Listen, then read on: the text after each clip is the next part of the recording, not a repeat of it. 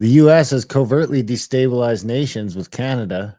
It's being done in public. Intelligence experts say young, economically vulnerable people would be likely target. Former senior Canadian intelligence officials say Canada needs to be on the lookout for campaigns aimed at destabilizing the country amid U.S. President Donald Trump's escalating 51st state threats. I would regard Mr. Musk as a problem, said Ward Elrock, who headed CSIS for a decade, including during the 9/11 attacks. Elcock. What did I say? Elron? Like L. Ron Hubbard?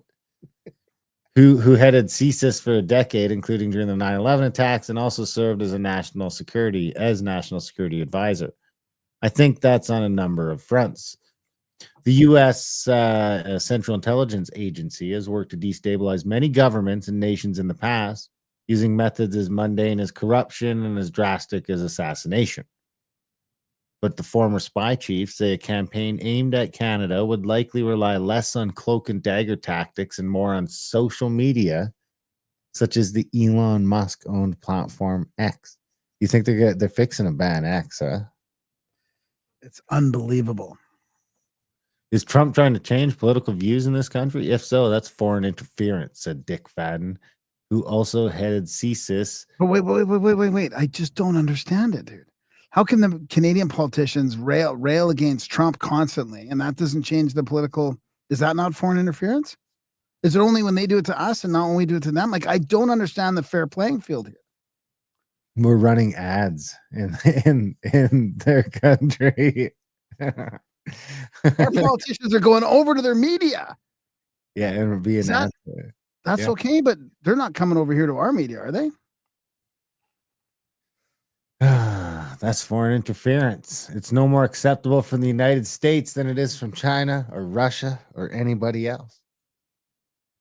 Neil Bisson is a former CSIS intelligence officer. He's now director of the Global Intelligence Knowledge Network and teaches at University of Ottawa's Professional Development Institute.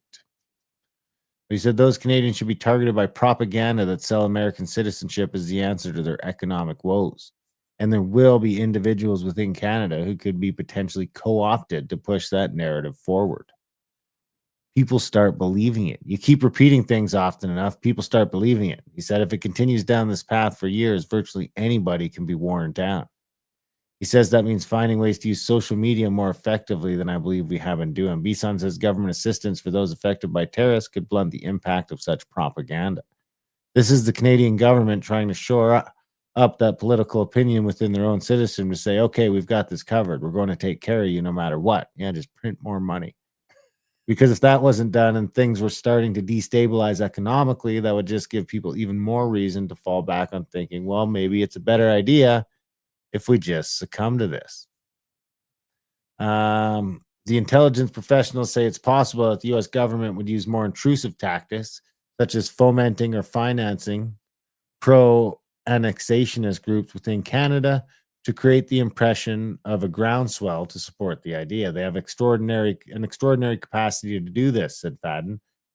The real issue to me is whether in respect of Canada, they will actually make use of those capabilities and resources. He said Canada should be on the lookout. We need to start at the basics. We need to start monitoring money flows. We need to start talking about whether they're trying to interfere with our election at all levels. You know, it sounds like the opposite is actually happening. I mean, our propaganda machine, the CBC. Sorry, I thought you were done there.